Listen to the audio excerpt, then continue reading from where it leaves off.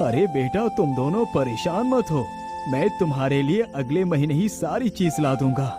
ठीक है पिताजी, अब हम दोनों खेलने के लिए जा रहे हैं। ठीक है बेटा, तुम दोनों जल्दी ही घर वापस आ जाना। इतना सोचकर दोनों भाई खेलने के लिए अपने दोस्तों के पास चले जाते हैं।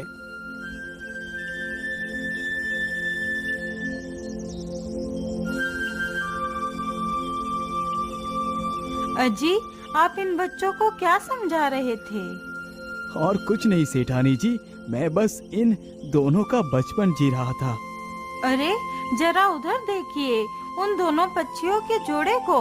वह दोनों अपने बच्चे को कैसे प्रेम कर रहे हैं। इनके इस प्रेम को देखकर कितने आनंद की अनुभूति होती है। हाँ सेठानी जी, आप एकदम ठीक कह रहे हैं। इन्हें देखकर तो मेरा हृदय प्रसन्नता से भर जाता है। इसी प्रकार दोनों सेठ और सेठानी का परिवार खुशी खुशी अपना जीवन यापन कर रहा था।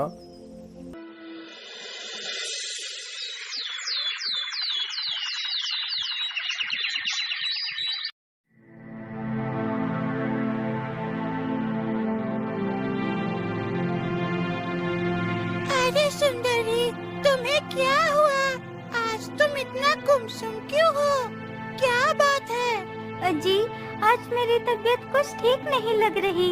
ऐसा लगता है जल्दी ही मेरे प्राण निकलने वाले हैं। अरे सुंदरी, तुम ऐसी बात क्यों करती हो? तुम चिंता ना करो, मैं अभी जंगल वाले साधु बाबा के पास जाता हूँ और दवाई लेकर जल्दी ही आ जाता हूँ। इतना कहकर चिड़ा वहाँ से उड़कर चल देता है।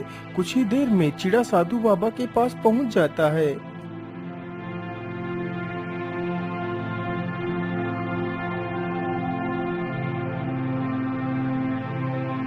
बाबा, आंखें खोलिए बाबा, मेरी मदद कीजिए बाबा।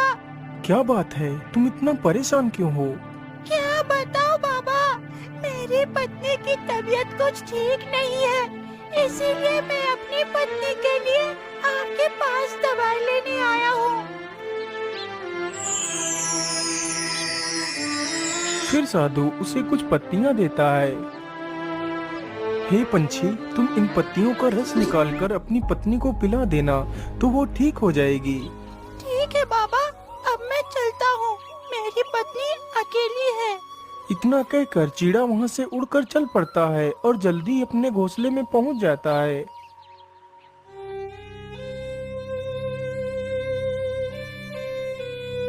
अरे सुंदरी, तुम्हें क्या हुआ? तुम मुझसे कुछ बोल क्यों नहीं रही? देखो, मैं तुम्हारे लिए दवाई लेकर आया हूँ, तुम जल्दी से इसे खा लो, तुम ठीक हो जाओगी। बेचारा चिड़ा उसे उठाता रहता है, लेकिन चिड़िया अब कहाँ उठने वाली थी। वह तो इस दुनिया को अलविदा कहकर बहुत दूर जा चुकी थी। बेचारा चिड़ा और वह दोनों बच्चे उस मृत चिड़िया के शरीर के पास बैठकर रोते रहते हैं। अरे सेठानी जी, आज इस चिड़े को क्या हुआ? ये रो क्यों रहा है? सेठ और सेठानी दोनों आपस में बात कर ही रहे थे कि तभी चिड़ा चिड़िया की लाश को उठाकर घोंसले से बाहर निकलता है और पेड़ के नीचे आकर एक गड्ढा खोदने लगता है, ताकि वह अपनी पत्नी को पेड़ के नीचे दफना सके। अरे ये क्या? ये चिड़िया तो मर गई है, तो इसका मतलब ये चिड़ा इसी के लिए रो रहा था। अजी, यह तो कितना बुरा हुआ। बेचारे की पत्नी की मृत्यु हो गई, बेचारा अब तो अकेला ही रह गया।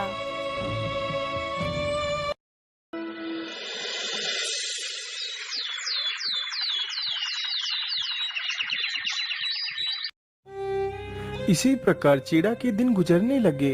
वह अकेले ही बच्चों की देखरेख करता है। एक दिन की बात है, चिड़ा बच्चों के लिए खाने की तलाश में घूम रहा था। आज मुझे घूमते घूमते इतना समय हो गया, लेकिन अभी तक मुझे खाना तो मिला ही नहीं।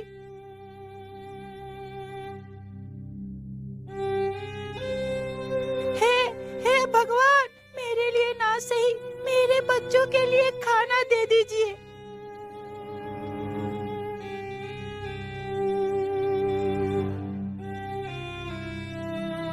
अरे क्या बात है, आप इतना दुखी होकर क्यों बैठे हो? अरे मैं आपको क्या बताऊं, आज मैं सुबह से खाने की तलाश में घूम रहा हूँ, लेकिन अभी तक मुझे खाना नहीं मिला है। अरे आप परेशान मत होइए, आप मेरे साथ चलिए। मैं एक ऐसा खेत जानती हूँ जिसमें ढेर सारे अनाज के दाने पड़े हैं। इतना कहकर दोनों वहाँ से उड़ पड़ते हैं और जल्दी ही उसी खेत में पहुँच जाते हैं। चीड़ा जल्दी से कुछ दाने चुन लेता है। आपका बहुत बहुत धन्यवाद जो आपने मुझे ये खाना दिया। आपकी वजह से मेरे बच्चों को खाना मिल पाएगा। अच्छा, अब मैं चलता हूँ। इतना कहकर चीड़ा अपनी चोंच में कुछ अनाज के दाने रख लेता है और वहाँ से उड़ जाता है।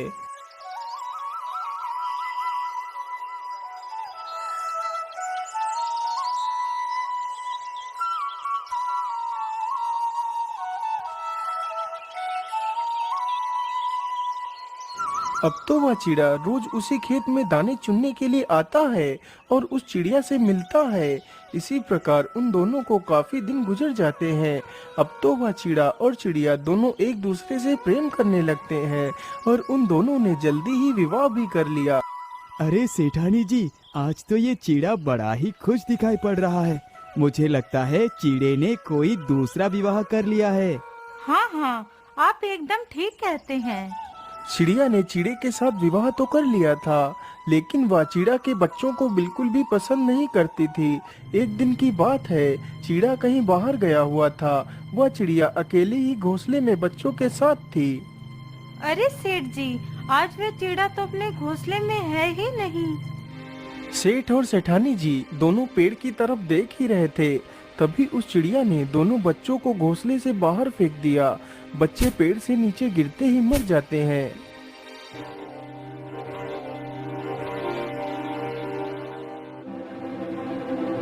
अरे राम राम, इस दुष्ट चिड़िया ने तो बेचारे बच्चों को नीचे फेंक दिया। ये तो कितनी दुष्ट है। हाँ सेठानी जी, ये चिड़िया तो वाकई कितनी दुष्ट है, जिसने इन मासूम बच्चों को नीचे फेंककर मार दिया।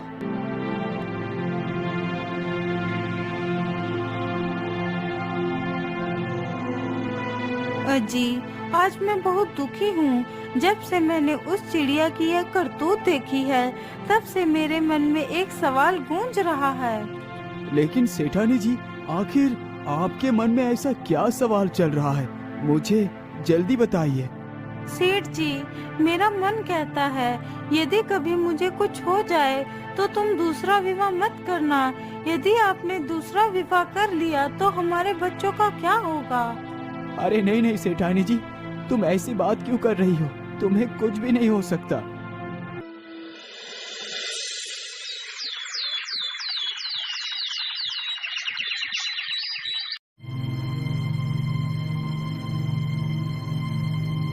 अगले ही दिन सेठानी की भी तबीयत ज्यादा खराब हो जाती है। अरे सेठानी जी, आज आप इतना देर तक सोती रही, क्या बात है? अजी, आज मेरी तबीयत कुछ ठीक नहीं है। सेठ जैसे ही सेठानी के सिर को छूकर देखता है तो सेठानी जी को बहुत जोर का बुखार था। अरे सेठानी जी, आपको तो बहुत जोर का बुखार है। अरे हरिया, जल्दी से वैद्य को बुला कर लेकर आओ। हरिया तुरंत ही वहाँ से जाता है और जल्दी ही वैद्य के पास पहुँच जाता है। वैद्य जी, आप जल्दी चलिए, हमारी सेठानी जी की तबीयत बहुत ज्यादा खराब है। वैद्य इतना सुनते ही हरिया के साथ चल पड़ता है, लेकिन हरिया वैद्य को लेकर जब तक पहुंचता है तब तक वह सेठानी भी इस दुनिया से बहुत दूर जा चुकी थी। सेठानी जी, तुम मुझे छोड़कर कहाँ चली गई? अब मैं तुम्हारे बिना अकेला क्या करूँगा? इसी प्रकार वह सेठ तथा वह दोनों बच्चे बेचारे रोते रहते हैं। फिर सेठ अपनी पत्नी का अंतिम संस्कार करता है। जब से सेठानी जी की मृत्यु हुई थी तब से सेठ गुमसुम रहने लगता है। सेठ को गुमसुम देखकर उसके दोनों नौकर हैरान थे। अरे हरिया भाई, यदि ऐसे ही सेठ जी का हाल रहा तो हमारा क्या होगा? हाँ हाँ खुरई, तुम एकदम ठीक कह रहे हो। तो हम लोग क्यों ना ऐसा करें कि सेठ जी का दूसरा विवाह करवा दिया जाए। हाँ हाँ हरिया, तुम एकदम ठीक कहते हो। इतना सोचकर दोनों सेठ के पास जाते हैं। सेठ जी, यदि आप बुरा ना माने तो हम आपसे कुछ कहना चाहते हैं। हाँ हाँ बोलो, क्या बात है हरिया, तुम मुझसे क्या कहना चाहते हो? सेठ जी, आपकी ये उदासी हम दोनों से देखी नहीं जाती है। आप मेरी माने तो आपको दूसरा विवाह कर लेना चाहिए। अरे नहीं हरिया, मैं दूसरा विवाह नहीं कर सकता। लेकिन सेठ जी, यदि आप विवाह नहीं करेंगे तो आपका कारोबार कौन संभालेगा? यदि आप कारोबार संभालेंगे तो इन बच्चों को कौन संभालेगा? इसीलिए आपको विवाह तो करना ही पड़ेगा। दोनों नौकर सेठ को काफी देर तक समझाते हैं। अंततः सेठ दूसरे विवाह के लिए तैयार हो जाता है। अच्छा ठीक है, मैं विवाह करने के लिए तैयार हूँ। फिर सेठ बड़े ही धूमधाम से दूसरा विवाह कर लेता है।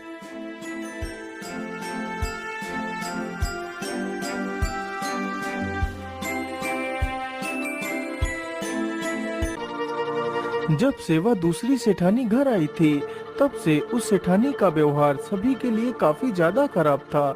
वह सेठ के दोनों लड़कों को काफी ज्यादा परेशान करती थी और उनको छोटी छोटी बातों पर डांटा करती थी तथा उनकी शिकायत सेठ से किया करती थी।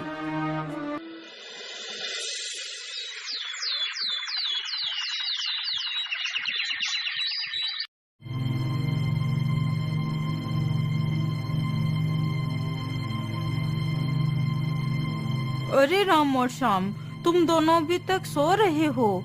चलो जल्दी से उठो और जाओ मेरे लिए बाजार से मिठाई लेकर आओ। लेकिन माँ, घर में तो नौकर है, आप उनसे मिठाई मंगवा लीजिए। आप हमें बाजार में क्यों भेज रही हैं? अरे दुष्ट, तू मेरे साथ जुबान लड़ाता है।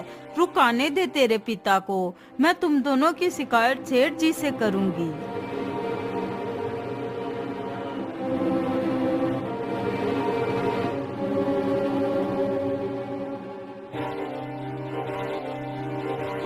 अरे सेठानी जी, क्या बात है, आज आप फिर से उदास होकर बैठी हैं? अजी सुनिए ना, आपके ये दोनों पुत्र दिन पर दिन जितने बड़े होते जा रहे हैं उतने ही ज्यादा कामचोर भी होते जा रहे हैं। आज आपको फैसला करना ही होगा, या तो आप मुझे ही रखो अपने पास या फिर उन दोनों लड़कों को ही। यदि आप उन दोनों को रखोगे तो आज मैं हमेशा के लिए चली जाऊंगी। सेठानी के मुंह से यह बात सुनते ही सेठ बहुत घबरा जाता है। अरे हरिया, तुम दोनों कहाँ हो? जी मालिक, बोलिए, हमारे लिए क्या आदेश है? हरिया और गुरई, तुम दोनों जाओ और राम श्याम को कहीं दूर जंगल में छोड़ कर आओ, जहाँ से वो दोनों कभी वापस लौट कर ना आ सके। लेकिन मालिक, आप ये क्या कर रहे हैं? आप अपने ही पुत्र को जंगल में छोड़ने की बात कर रहे हैं। हरिया, मैंने तुमसे जितना कहा है बस उतना ही करो। सेठ के मुंह से यह बात सुनते ही हरिया और गुरई दोनों सेठ के लड़कों के पास जाते हैं। अरे राम और श्याम, आज हम लोग जंगल में टहलने के लिए चल रहे हैं, चलो हमारे साथ चलो। हाँ हाँ, चलिए हरिया भैया। इतना कहकर वह दोनों नौकर उन दोनों लड़कों को लेकर जंगल की तरफ निकल पड़ते हैं।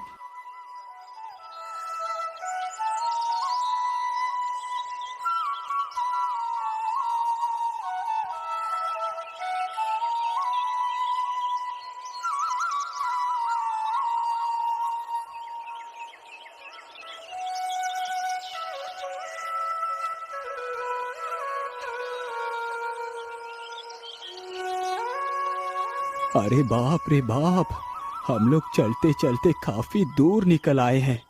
अरे बेटा, हम लोग यहीं पर थोड़ा सा आराम कर लेते हैं, नदी तो पास में ही है, हम लोग यहाँ पर पानी भी आसानी से पी सकते हैं। इतना कहकर वह चारों उसी पेड़ के नीचे लेटकर सो जाते हैं।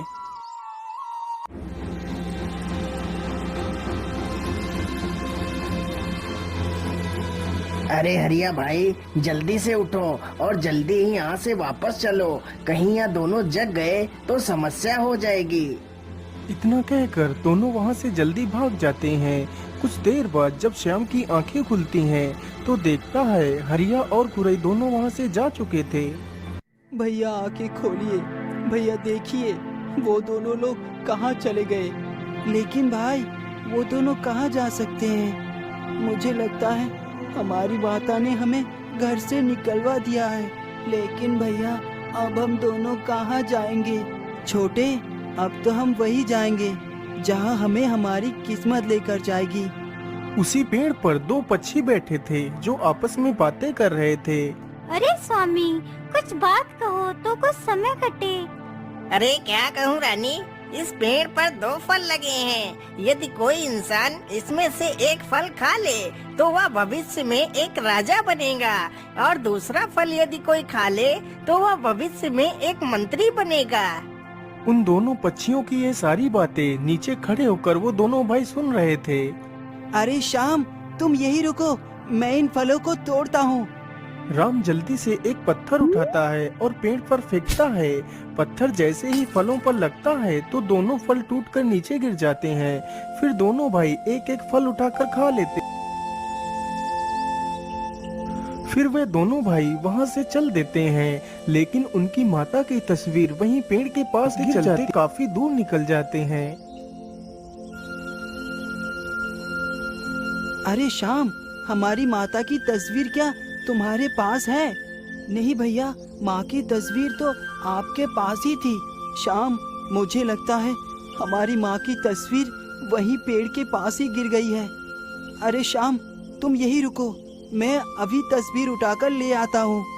इतना कहकर राम तस्वीर उठाने के लिए जाता है। जैसे ही वह उस पेड़ के नीचे पहुंचता है तो देखता है उसकी माँ की तस्वीर उसी पेड़ के नीचे पड़ी है। वह जल्दी से तस्वीर को उठाता है और जाने लगता है। तभी एक जहरीला सर्प उसके पैर में डस लेता है तो वह वहीं पर गिर जाता है और मर जाता है। अरे भैया को गए हुए तो काफी समय हो गया है, लेकिन अभी तक वो लौटकर नहीं आए हैं। कहीं वो किसी मुसीबत में तो नहीं आ गए? चलो चलकर देखता हूँ। इतना सोचकर वह जल्दी से पेड़ के पास जाकर देखता है तो उसका भाई मृत होकर जमीन पर पड़ा है। यह देखकर वह रोने लगता है। भैया, आपको क्या हो गया? उठो भैया, उठो भैया, क्या आप भी मुझे छोड़कर चले जाएंगे? पहले तो हमारी माँ हमें छोड़कर चली गई और आप भी मुझे छोड़कर जा रहे हैं। हाँ, अब मैं जीकर क्या करूँगा? अब मैं भी इस नदी में कूदकर अपनी जान दे दूंगा। इतना सोचकर वह भी नदी के किनारे पर पहुंच जाता है और जैसे ही वह नदी में छलांग मारने के लिए आगे बढ़ता है। रुक जाओ पुत्र, तुम ये क्या करने जा रहे हो? तुम कौन हो बेटा, और इस प्रकार नदी में कूदने के लिए क्यों जा रहे थे? बाबा, मेरा नाम श्याम है और ये मेरा भाई है। फिर श्याम अपनी सारी कहानी उस साधु को बताता है। श्याम की यह सारी दुख भरी कहानी सुनकर साधु को उस पर दया आ जाती है। बेटा, तुम दुखी मत हो, मैं तुम्हारे भाई को ठीक कर देता हूँ। फिर साधु अपनी शक्तियों से राम को पुनः जीवित कर देता है। हे साधु बाबा, मेरी जान बचाने के लिए आपका बहुत बहुत धन्यवाद। इतना कहकर दोनों भाई वहां से चल पड़ते हैं। दोनों भाई चलते चलते एक ऐसे राज्य में पहुंचते हैं जहां का राजा कुछ दिन पहले ही मर गया था और वहां के लोग एक नए राजा की तलाश कर रहे थे। वहां का नियम था कि राजा का घोड़ा जिस किसी युवक के पास जाकर उसे स्पर्श कर ले तो वह ही उसी राज्य का राजा बन जाता था, चाहे वह इंसान अमीर हो या गरीब।